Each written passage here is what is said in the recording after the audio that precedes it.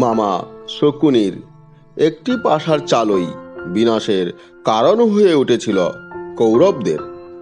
পাণ্ডবদের ভিখারি বানিয়ে যে পরিকল্পনার সূচনা করেছিলেন শকুনি, তা শেষ হয়েছিল কুরুক্ষেত্রে। কৌরবদের বিনাশে প্রতিশোধ নিতে পেরেছিলেন শকুনি।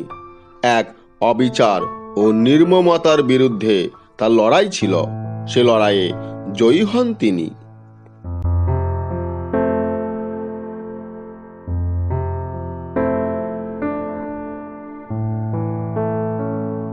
কুরু বংশের ধ্বংস চেয়েছিলেন শকুনি, তাই কারাগারে বন্দি অবস্থায় তিনি পরিকল্পনা করেছিলেন কৌরবদের বিনাশের।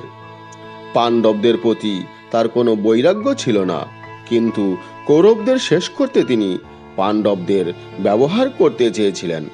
সেই মতো তিনি পরিকল্পনা রচনা করেছিলেন কারাগারে বন্দি দশা অবস্থায়।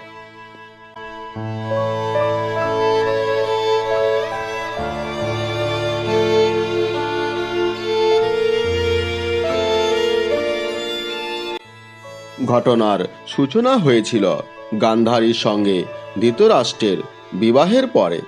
ধৃতরাষ্ট্রের বিবাহের পরে ভীষ্ম জানতে পেরেছিলেন যে গান্ধারী বিধবা। সেই কথা লুকিয়ে বিয়ে দেওয়া হয়েছিল। রাজজ্যোতিষীর কাছে গান্ধারীর প্রতি স্বল্পায়ু হবেন জানার পর একটি ছাগলের সঙ্গে তার বিয়ে দেওয়া হয়েছিল। তারপর বিয়ে হয়েছিল ধৃতরাষ্ট্রের সঙ্গে।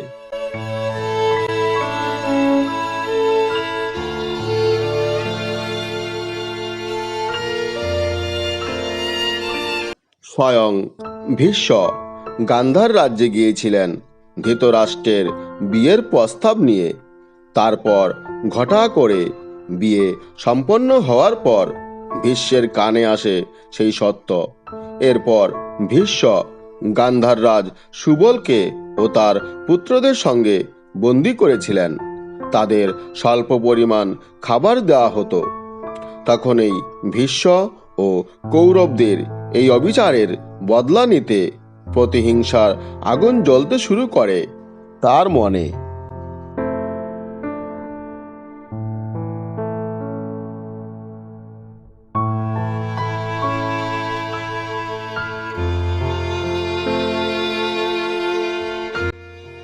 বন্দি গান্ধার রাজ ঠিক করেন তার পরিবারের এক সদস্যকে যে কোনো মূল্যে বাঁচিয়ে রাখতে হবে।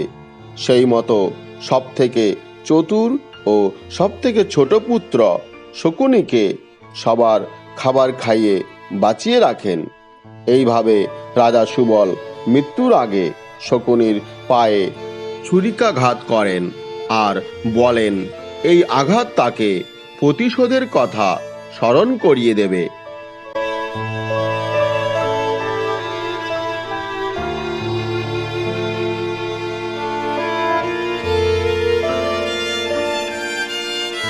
সুবল বলেছিলেন, শকুনি, তুমি এখন থেকে খুঁড়িয়ে হাঁটবে, আর প্রতি পদক্ষেপে তোমার মনে পড়বে কৌরবরা কি ভীষণ অন্যায় করেছিলেন তোমার সঙ্গে।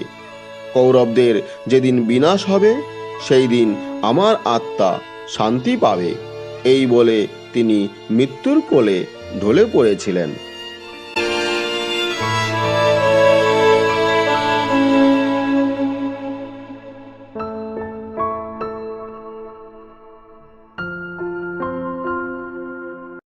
মৃত্যুর আগে সুবল শকুনিকে বলে গিয়েছিলেন যে আমার মৃত্যুর পর হাতের হাড় দিয়ে পাশার গুটি বানাবে।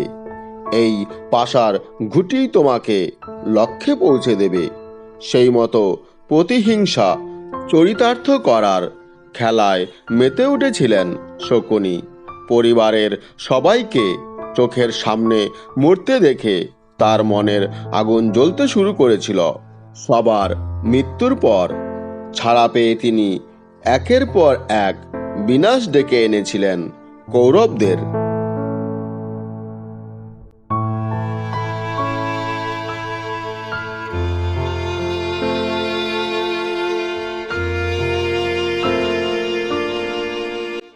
শকুনি ছিলেন খুবই ধূর্ত ও কপট।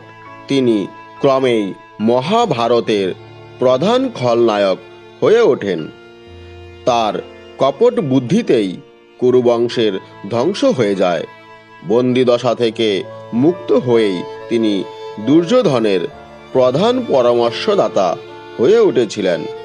বারবার দুর্যোধনকে কূটবুদ্ধি দিয়ে মন বিষিয়ে তুলেছিলেন পাণ্ডবদের বিরুদ্ধে।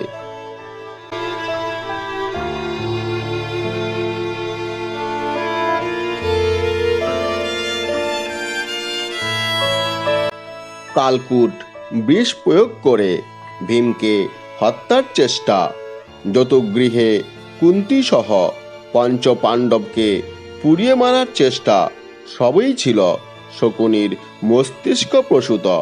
তারপর দ্রুত ক্রীড়ার আয়োজন করে যুধিষ্ঠিরকে সর্বশান্ত করা এবং দ্রৌপদীকে পণ ধরার পরামর্শ দিয়ে তিনি কৌরবদের জন্য শেষ পেরেকটি পুঁতে দিয়েছিলেন।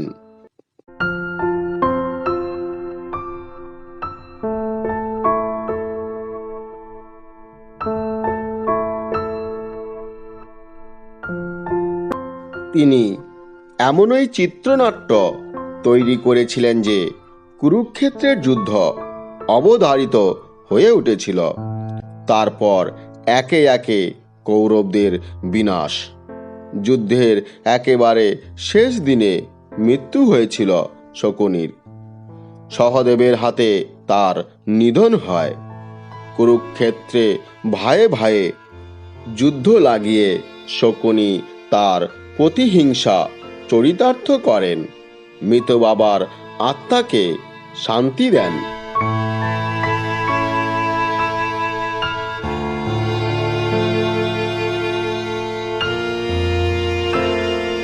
মহাভারতের অন্যতম খলনায়ক শকুনির চরিত্রটি আপনাদের কেমন লেগেছে?